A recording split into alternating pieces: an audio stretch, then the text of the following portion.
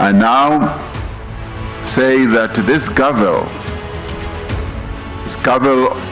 of this G20 Summit formally closes this summit and now moves on to the next president of the G20, which is the United States, where we shall see each other again next year. The summit is therefore closed. The G20 Leaders Summit now done and dusted. The outcomes. What does it mean for you and your family? It's topical, and it starts right now.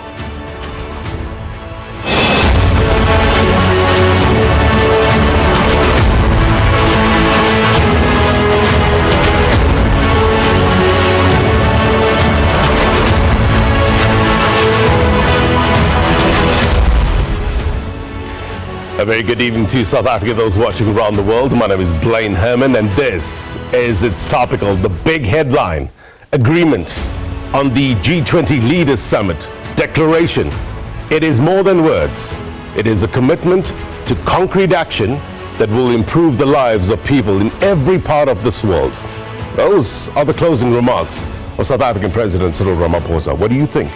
This declaration talks to some of the world's pressing challenges, right? From strengthening disaster resilience and response to taking action to ensure debt sustainability for low-income countries and partnerships for Africa. Africa, really important in this conversation. South Africa's presidency spoke to these issues, as well as mobilizing for finance for a just energy transition and harnessing critical minerals for inclusive growth and sustainable development. Now, all these words, it plays nicely with each other, right? It strings together nicely. Makes me sound smarter than I really am. But what does it mean in practical terms? What exactly has been achieved here? To what extent has South Africa's G20 presidency not only elevated African voices, but also galvanized global momentum towards a more inclusive, a more equitable, a more sustainable future? We will discuss with the better minds in a short while. It leads us to the umbrella question of the week, and we ask you, what did you make of the G20 Leaders Summit, and what do you think it has achieved? As always, a simple question, but likely to get complicated answers. We will discuss that in a short while. We are also opening up the lines tonight, 011-714-0677, 7879. Number on your screen, 011-714-0677, 7879. I want to chat to you in a short while. Perspective coming up. Now, I want you to hear the views of the people that we spoke to in Johannesburg. As always, word on the street took to various streets of Johannesburg seeking diverse insights and perspectives on this topic, and this is what people had to say.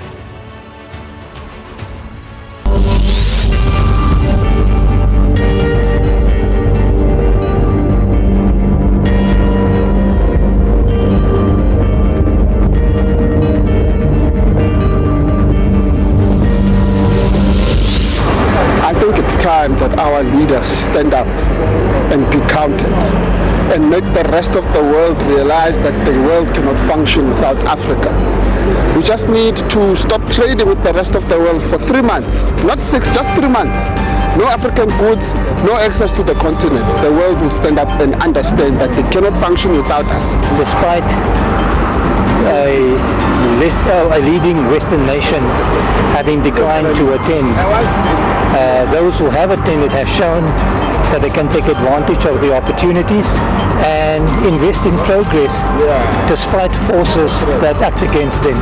The most important one has to be the youth empowerment, because we have seen across the world there is an uprising of the Gen Z. So the Gen Z is uprising. They are complaining about the similar things. Whether you are in Madagascar, whether you are in Thailand or whatever, they are fighting for the same purpose, which is basically youth unemployment and lack of empowerment that is being done to the youth.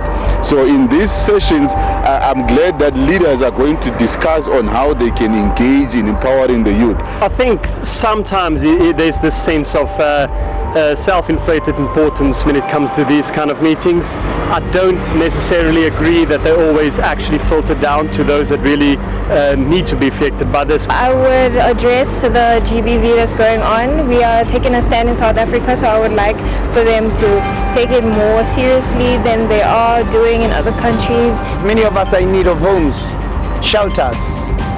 The climate change of rain and all that is happening in our country gives us an imbalance. I think that it's very important to consider the femicide that is currently happening in South Africa. People who are not gender conforming are particularly in a stressful and violent situation in this country. And I think that it's time that politicians start paying attention to that. All right, lots of views, right? You want to have your say. Remember that number 011-714-0677-7879. We're opening up the lines. Give us a call. We want to hear from you. What do you have to think about this mega event that happened in South Africa? South Africa hosting SABC, host broadcaster. To help me unpack the issues of the weekend is the editors. The editors are in the house. We have former SABC News International Editor and current Specialist Correspondent Sophie Mokoena. Also joining us is Political Editor Mzwanele Mbenje, as well as SABC Correspondent, SABC Economics Editor Tshepo Mongoai. Thank you very much indeed for joining us. I know we are all exhausted, red eyes, but the mind still has to go on. The nation still needs to unpack this because a lot has happened. Especially, we heard about the adoption of the declaration very early, and then we had to process. But Sophie, maybe I can start with you. What sort of signal does agreement on a declaration in South Africa signal to the rest of the world? I think it speaks to the support the country enjoys globally in terms of the international community. You still have those countries that are committed to support South Africa on this journey of building a better country, but also where people are saying we still regard South Africa as an important role player on the global stage, and also a moral authority on some of the issues.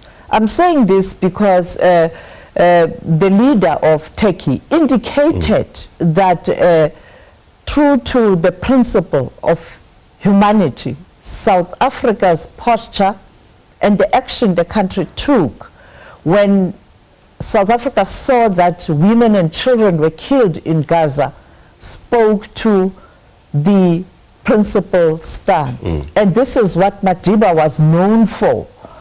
In other words, you continuing in that legacy, particularly as it relates to the foreign policy of this country that's anchored on peace and security, solidarity. Therefore, it was an affirmation of you are still on the right track on international matters. Yes, you have lots and lots of challenges nationally and local in terms of the inequality we see in the country. And that is why the report on inequality, you have to attend to that. But generally, we still believe in you because I know that two countries played a very important role in supporting South Africa to ensure that there was a declaration and also the synergy, the United Kingdom, and also France lobbying the European countries and other countries who are not part of the European Union. So I think it was that statement to say, we will be with you where you stand for principle and in the interest of humanity. Messaging, Mzwanele, is important in diplomatic circles. It's also important in terms of political circles. I wonder how this messaging from the President of South Africa will land in the United States. But more importantly, how is it shaping his approach to politics locally as well? Thank you very much, Blaine. I mean, if ever there was anyone who doubted South Africa's role in leadership. I think this event was a testament to the fact that it's not just a part of many international organizations by accident, but it's because of how grounded we are, the foundation of us as a country in terms of leading. Coming to the person, which is the president, who is currently leading, I think his leadership, particularly at international level, has really been exceptional. I mean, you look at the issues around the ICJ, and many countries wouldn't dare even take up that matter, but South Africa did. Then you have a situation where America, the most powerful country in the world, decides that it's actually not going to support what's happening, and then it would rather want South Africa to delay the declaration. Right. But South Africa is saying, we are here. Yes, America, you are very part of what is happening, but there are other countries that are key and that are important in terms of leading. So we will lead the way we know how, supported by the international community, and then when our job is done, we will gracefully hand over to you like they did, like he did. I mean, when he ended, he basically said, so we're handing it over to the United States. That's where we'll meet next year. And we'll see you there, yeah. Look, Tshepo, often politics and economics intersect. And when they do, it is remarkable to see the consequences. G20 started off as a forum for finance ministers as well as central bank governors. So it's important to understand the economics of it. But I wonder, the United States, very much in sharp focus, and as a global GDP leader and a leader in terms of financial clout, what sort of impact are you expecting in terms of financial for a country like South Africa? I think there's an expression that has been made by the US in terms of the way the agenda of the G20 is shaped, trying to be everything to everyone. And you get a sense that they are very much aligned to the work of the central bank governors, as well as the finance ministers, the finance track. So there is a lot of focus there by the US. You also look at to some extent, the work of the B20. That's where you see that the United States has a bit of interest in those areas. But broadly, you see that there isn't much interest in other issues that have been raised across. So it's going to be quite challenging going forward. South Africa has been quite vocal that they are interested in issues of equity. They're interested in issues around solidarity and all that. But of course, you pointed to the initial concept, what gave birth to the G20 is the issue around finance. And how do you deal with some of the crises that could be in the pipeline, preempt that, and be able to tackle that. And you get a sense, if you had attended the finance minister, the finance track, that the views that have been expressed is that they feel that they're starting to fall away. And there's a need to reinvigorate that approach of the G20 because they also feel that they own the space and they are gradually losing that particular space. So there is a very subtle tension that you could see within the G20 where, for example, the international relations actually dominate that particular space, and they are taking over some of the issues that actually fell within the finance track. So I get a sense that the approach of the US may impress the finance track a little bit more because they feel that the United States will be able to bring that back. But of course, I mean, issues that affect the continent will continue to affect the continent, and there was no any other opportunity to raise that, especially under the South African presidency. It was quite important to do that. How does the United States react? And I know there's reporting in terms of accusations of weaponizing the G20, but we know of a certain platform that somebody goes there and expresses his thoughts. The President of the United States, what do you think his next step would be? Well, I think the indication is there. We saw reports from the United States of America that at a particular broadcaster, the spokesperson has already made some comments saying that South Africa has weaponized the G20. But the question is, let's look back. Institutional memory, it's quite important. The President of the United States of America made allegations based on misinformation that there's a genocide against Afrikaners, and he was not going to attend the G20. South Africa looked at that statement, responded to the allegations of genocide, but said we want President Trump to attend the G20 on many occasions. Even at the Oval meeting, the president made it clear that the U.S. is very important and the president of the U.S. must be here. Yeah.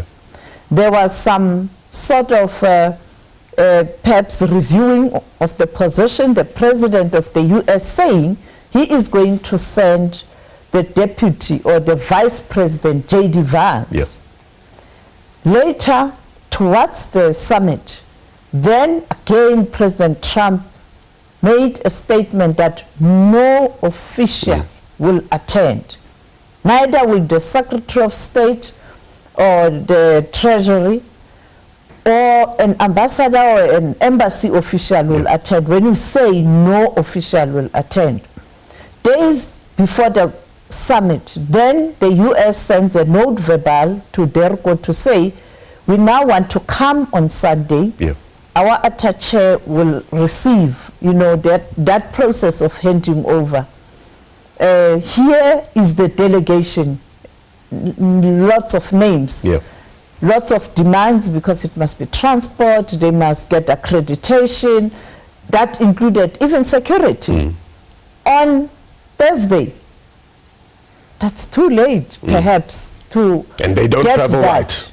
Yeah. And then secondly, South Africa is saying no.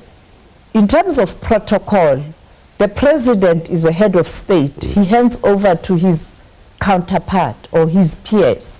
Therefore, okay, we'll hand over. The handing over will happen at the Department of International Relations because this is a diplomat that is being assigned to be part of handing over ceremony, and diplomacy belongs to DERCO. Tshepo talking about DERCO.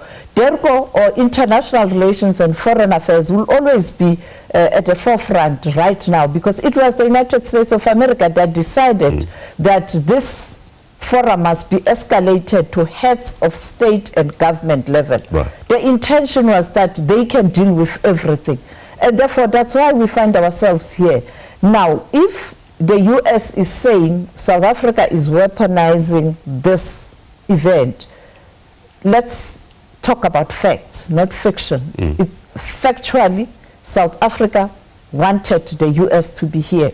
And the last word, the president says, we will meet in the United States of America, admitting that we are part of the G20, we will cooperate, we will deal with the incoming, we are the outgoing, we are part of the Troika. Troika is South Africa, the former presidency, the current, that is the United States of America, and the incoming, the United Kingdom. So there's synergy. So the issue of weaponizing doesn't arise. And you spoke to a South African minister who has given an opinion with regards to this, right? Yes, I was able to speak, to record the minister of in the presidency, Kumbutso Nchaveng, when she was talking to the media.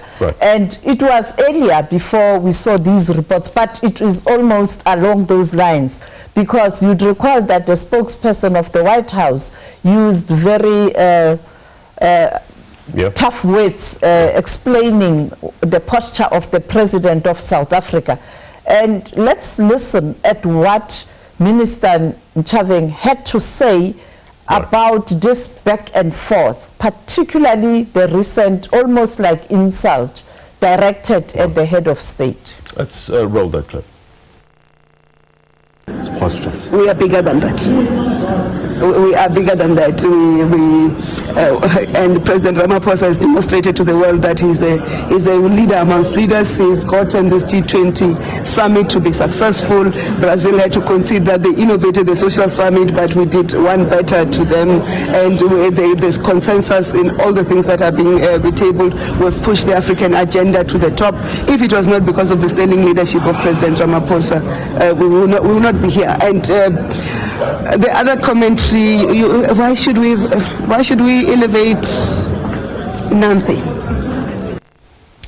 Look, I wonder how this will play out in international circles. We're going to discuss this as well as domestic politics, and how do you see this being mapped out in the months to come? We will talk about that next. SABC, host broadcaster of the G20 South Africa 2025. Welcome back. You're watching It's Topical. I want to remind you of the question of the week, and we ask you, what did you make of the G20 Leaders Summit currently being held in South Africa? Well, the tail end of it, leaders are still here. Hopefully they'll get a chance to explore this beautiful country of ours, and you saw it in full display over the last 2 days right here. And this agreement, this consensus, what impact is it likely to have not only here in South Africa as well as in international circles? Let us know at SABC News _TV 011-714-0677-7879. We want to take your calls live on It's Topical. As I mentioned, got the better minds, the editors in the house. Something that struck me in terms of a quote from the president, and I wrote it down because I think it's impactful.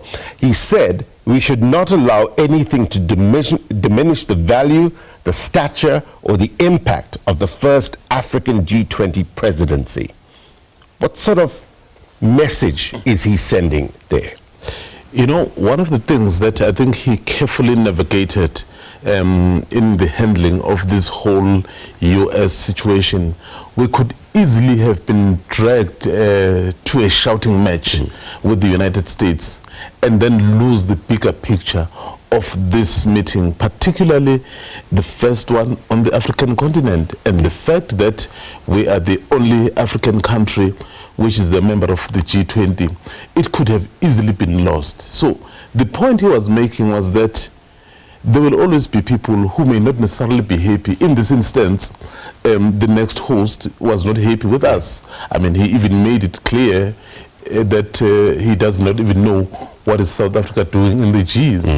So clearly, he didn't want us to be there. But of course, we are the founding members of the G20. Yeah. So what the president did was to say, let's focus on the key issues that have brought us here. Right. So you have world leaders who have come from every corner of the world to be part of this big occasion. Just one country decided that it doesn't want to be here, doesn't diminish the importance of the story and the historic nature of this summit. Right. So that was the message that the president was issuing out to everyone, to say, yes, there will be noise, but let's not lose focus. In fact, the fact, Blaine, that we saw something that is unprecedented in recent times. Yeah. When the president opens the summit, and then he tells us that we will adopt a declaration. We normally expect a declaration at the end when the talks have been done. So that tells you that he had engaged, he had lobbied, there was support from key sectors. I mean, to have the G7-1 here in full speaks volumes. Right. And to have a country like Canada, the next door to the United States, here, fully committed, speak volumes. Right. So then it would be unfortunate if the president were to then fall into the trap of then starting to try and explain things. He just focused on the work, and that's why the work was done as soon as the world leaders got here. I spoke to a lot of people today, South Africans in particular, and I don't know, you get a sense that people are somewhat proud of the stance that the president has taken. But I wonder, Tshepo, can we be hurt by this in terms of the posture that South Africa is taking? Whether it's misread on the other end of this, whoever's reading the message, I wonder, it's another conversation already. But financially, can we be hurt by this? No, absolutely. I think South Africa has championed many of the challenges economically in terms of stimulating economic growth on the continent, the fiscal framework. It has set many good examples in terms of how things need to be done. There's a lot of literature on that is being shared widely about how exemplary South Africa is on the continent. It could be transparency when it comes to a fiscal framework. We've got one of the best and the most transparent, which you're not able to see.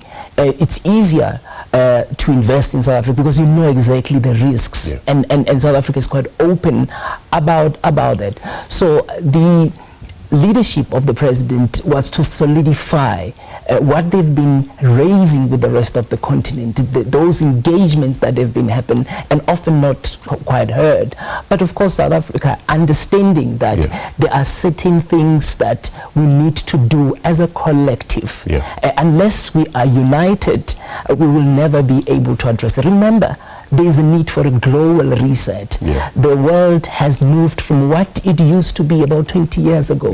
Many of what we understand as concepts and theories that regards to economic activities are no longer applicable.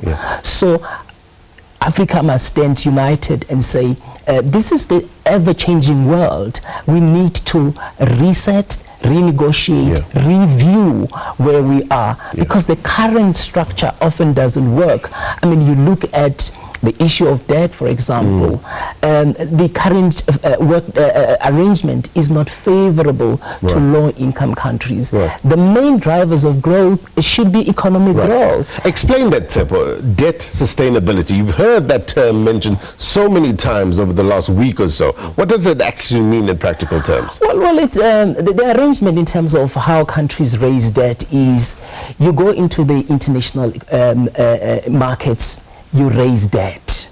You raise debts from institutional investors, you raise debt from the private sectors, and other areas. And that debt is usually repayable over 10, 15, 20, 40 years. So there's what we call redemption, which is that debt, depending on how long it is, after 5 years, 10 years, you need either have to pay it up, pay the interest, or get a new debt so that you pay that one and you get a new debt altogether. Now, the problem is most of the debt is extended even further, and they take additional debt. And as a result, they keep on piling and growing that debt to a point where when they have to pay the redemption, even that, which you don't pay the full debt, but this is the coupon rate that you need to pay because this is what we agreed, you start to default on that.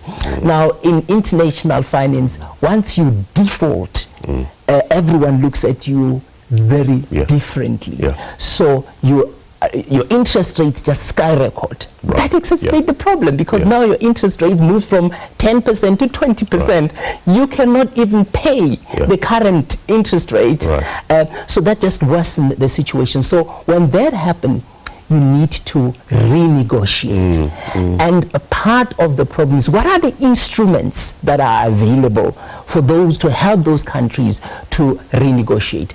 Now, there is what we call the debt suspension services that the G20 came out during COVID to help countries that were affected by the COVID to suspend that debt.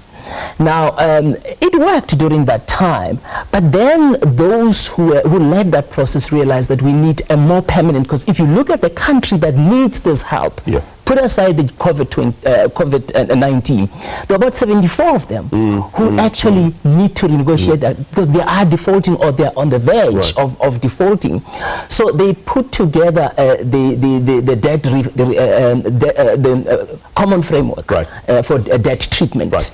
That would actually help that. Now, it's also very complex. In a nutshell, it's complicated because when you owe creditors, you've got to mix a diverse profile of creditors with different interests altogether.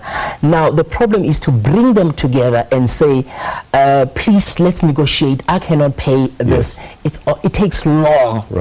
So that's part of the problem that we are facing, and the G20 is trying to revise that framework to come up with something. There's two things in this G20 summit. There's performance and there's substance. And it is so important to understand terms like what you just explained in order to understand how important the declaration that was put forward is for people on the ground, right? Not just the denizens of Davos, basically. It's for the ordinary people and how it impacts their lives.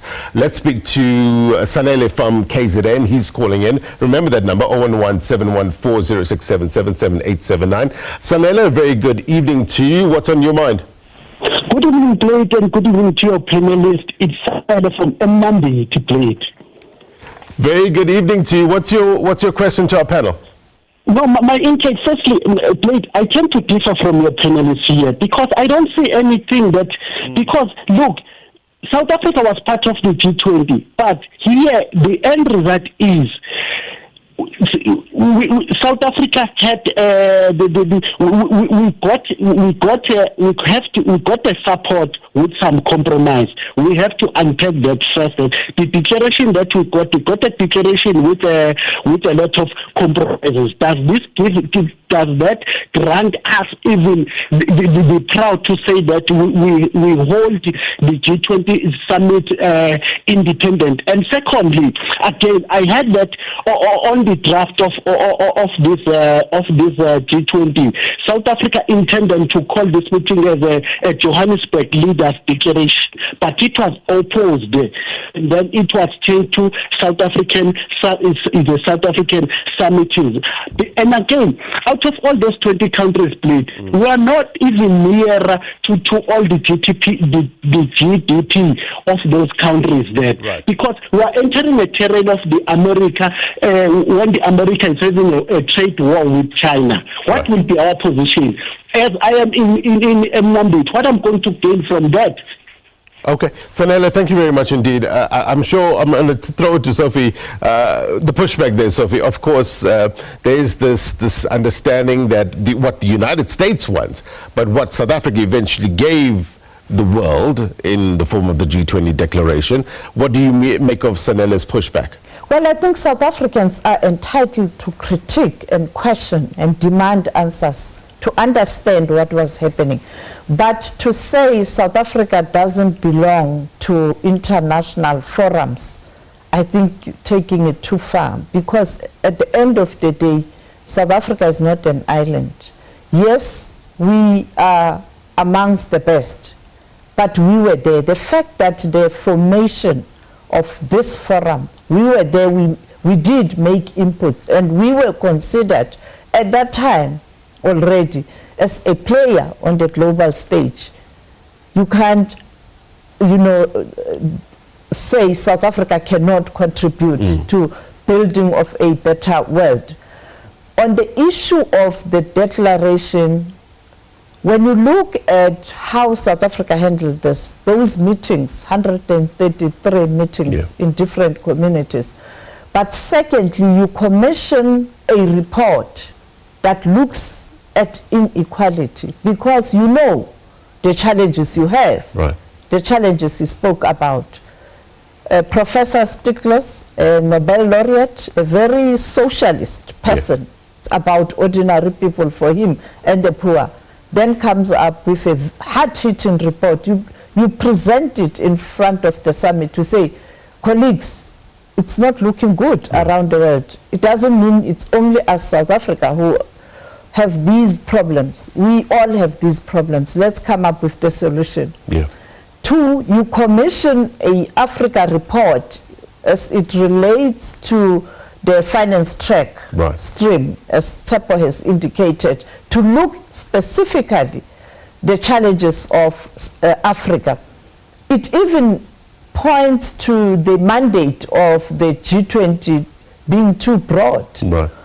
That's what Trevor Manuel is saying. So find a way to ensure that the mandate is not all over so that you can deliver. You commission a review report, G20 at 20. It says the mandate is too broad, you have to do certain things. Focus to deliver. So there are takeaways. Of course, for people in the tourism industry, we saw the minister talking about the benefits, but it doesn't happen overnight. But South Africans have a right to ask hard questions so that there's accountability. And that's South Africa at its best. Somebody was telling me that the G20 is small enough to get the job done, but large enough to make a global impact. South Africa's role in this, what do you make of Sanele's comments? I know Sanele, when he looks at us, perhaps the size of our economy compared to those countries may be small, but there's a lot that the world is learning from us. Maybe let me make a quick example for Sanele. You know, G20 was elevated to be the G20 of leaders, I think in 2008. And the formation of the G20 had to do with the issue around economy and finance. One of the things that I remember very well of the G20 of 2010 in America, South Africa was one of the countries that was placed very high because our financial systems, our banking system had withstood many of these difficulties. So the world basically came to South Africa to say, what is it? How are you doing it? So small as we are from the point of view of Sanele, here is the world saying, we have gathered here. The problem is about financials. Here is this country from the African continent which is able to withstand some of these shocks. So what is it that we can learn? So the point is that yes, we may perhaps be a smaller economy compared to some of those countries, but some of the lessons and some of the sophistication we have. In fact, Blaine, if you compare our banks, to the American banks, you'll realize that how they still do their banking that side is what we used to do perhaps 10 years ago here. Look, America is big, America is important. You can't ignore it, especially in the medium term. A constructive relationship with America, how important is it going forward? Well, it is quite important. We rely on some of the big American companies in the financial sector. They play a massive role. And it is important that we have that relationship going. What I've seen is that for now, companies and businesses have found a way, which is quite rare, to operate in a very uncertain environment. We are often told that business needs certainty in order to thrive. But I think American companies were the first to understand that it looks like that is not happening. So they went out and engaged the world, and you could actually see that when we are attending the B20, and they are saying, yes, we are dealing with this, but this is not the end. We don't know what's next. Anything can happen at any time, but we are partners in this. We have vested interest in Africa. We want Africa to succeed. We have our companies are here, and they're here for the long haul. So that's the message that came across very strongly during the B20, and given the backdrop of what we are dealing with politically in the US. Right. But I suppose you've got the US government that is there. There are certain rules that have been there for a long time that guide how business should function, and many of them are still in place to guide business that are doing investing in the US and vice versa. Right. So I suppose for now that's where it is. Right. But the relationship it's quite volatile between South Africa and Africa, particularly South Africa. Gqeberha is the next place we go. It's where we find Glensina from Gqeberha. Glensina, very good evening to you. I hope I got your name right. Yes, you do. Thank you. Welcome. What's your question for our panel? So mine is really just a comment, especially looking at Section 19 of the Constitution and looking at what that means in terms of representation of citizens' interests at the G20.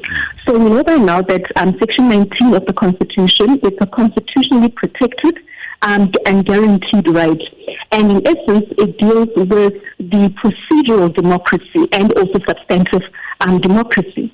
But primarily it has to do with the procedural democracy. So now looking at how the situation is in the country, especially regarding inequality and the unemployment rate, the question that I have been is, or the concern rather, is whose interests was the government representing at the G20, linking that now to the declaration that was adopted.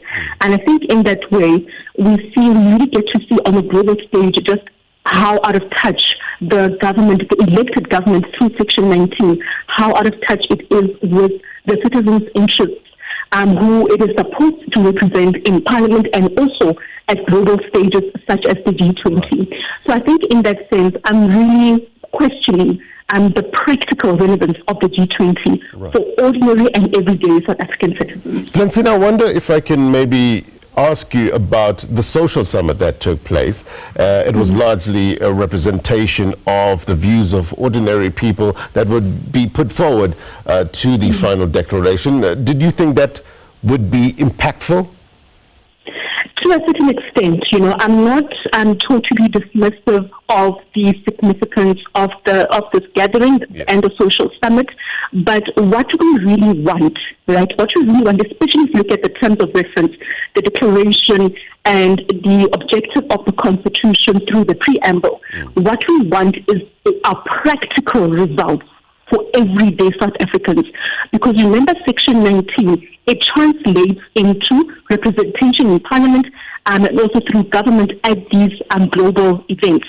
So what you really want is the practical realization of those rights, especially the socio-economic rights that are entrenched in the Constitution. Glensina from Gqeberha, thank you very much indeed for your call. Sophie? Well, I think she is correct to really unpack the declaration. I think it's taking us there.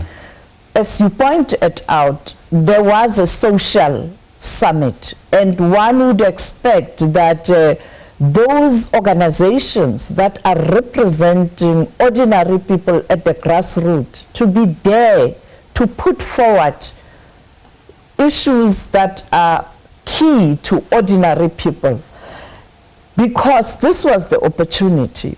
This was full circle, and this time around you had the developing South countries hosting the G20.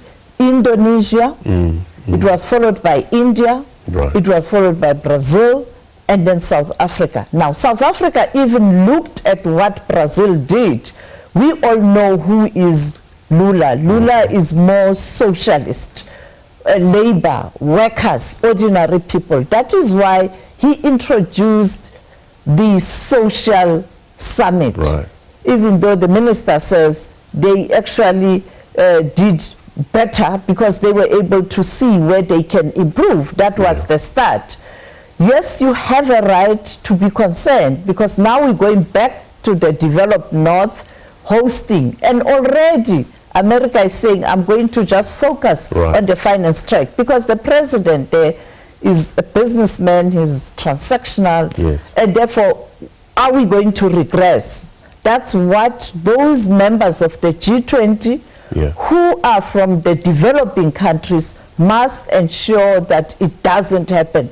We don't regress. Right. So, good, let's unpack the declaration, see whether in the declaration the views of ordinary people were captured based on the recommendations from the social summit. Substance is very important, but I just want to talk a bit about optics as well, Mzwanele. I had the privilege of spending a lot of time in the control room over the past couple of days, looking at multiple screens and watching people's movements, body language, etc. This relationship between President Cyril Ramaphosa and President Lula da Silva, it seems so familiar, it seems warm. Pull back the curtain for us and give us a sense of what's going on there. You know, President Lula has really been a friend of South Africa. And when I look at this relationship, I go back to former President Zuma and go back to former President Mbeki. I remember this kind of relationship. I think given the fact that I think during the President Mbeki's time, that's when they established IPSA, that's when we started to see closely South Africa's relation with Brazil. Of course, I'm not excluding India on this one. So, and then you'd see those visits, those state visits. I mean, he has had a number of state visits to this country, to different presidents. And I think he's been able to relate with just about every SA president. It's possible maybe because they're from the same party, that could be the reason. But somehow he has felt quite comfortable. I mean, I even heard the president when he was greeting him in Portuguese. So that does tell you that clearly they respect each other. And the fact that someone like Lula, remember, this is one man who at some point was down and out. He was jailed at some point, and then he came back. And then that resilience, and you look at part of what we were doing as part of the priorities here. So we need to be resilient in terms of how we deal with some of the issues. So that resilience that President Lula espouses, so tells you that it also is an inspiration to South Africa. So clearly that relationship is really grounded in those values. I think I also want to contribute. You'd recall at some point in time, COSATU wanted South Africa to adopt President Lula's policies. It was during President Jacob Zuma's tenure. You'd recall Zwelinzi Mavavi and many others talking about the Lula moment, because he comes from a background of the Labour Party and the Socialist, just like Jeremy Corbyn of the United Kingdom. Some people even saying because United Kingdom is the troika, and perhaps by the time we go there, if Corbyn is able to continue with this support that he's enjoying right now, we don't know whether it will translate into votes. If UK takes over under Corbyn, you might see continuation. So I'm just saying in terms of the global politics. Is there, Tshepo, is there benefit being in this relationship, India, Brazil, South Africa relationship? Talk to us about the material benefits. I think there is benefits, but I just want to go back to the point of our relationship with Brazil. It is quite significant, but it has not really translated in real tangible trade between the two countries. That's the point. You know, there was some movement in the agricultural sector because Brazil produced a lot in terms of agricultural commodities, but it has not. We have not seen much. I mean, there was tension with the chicken imports from Brazil, and I think that it's still there. But at a high level, at international level, we are seeing that alignment with Brazil. But I think in terms of the global South relationship that we are seeing, especially within, can also include some of the members in BRICS, there is some alignment, especially when it comes to immediate issues of trade. I mean, you look at the resolution of the leaders, there was a strong emphasis on giving the WTO more impetus so that it's able to deal with issues where you don't have unilateral trade decisions that are taken. You have the issues around disputes resolutions, particularly where it affects certain countries. We're able to deal with that. And you could see that there is some common ground within the BRICS when it comes to addressing those issues, because it affects them equally.